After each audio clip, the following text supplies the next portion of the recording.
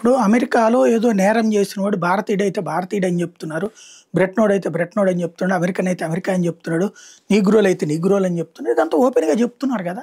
మరి బ్రిటన్‌కి ఎందుకు దాంట్లో రహస్యాలు దాచడం?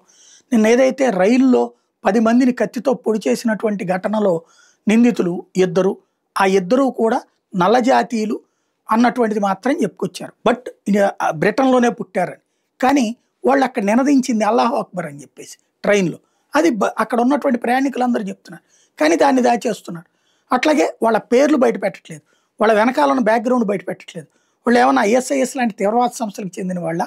లేకపోతే ఇంకో తీవ్రవాద సంస్థ ఏమైనా బ్రిటన్‌లో పుట్టుకొచ్చిందా? ఇదేం చెప్పట్లేదు. దీంతో గందరగోళం నెలకొంటుంది. ఇప్పటికే అనేక ఇన్సిడెంట్స్ అటు అమెరికా గాని, యూరప్ దేశాల్లో జరుగుతున్నటువంటి ఇన్సిడెంట్స్‌లో ఎస్పెషల్లీ మత ఉన్మాదంతో చేస్తున్నారా?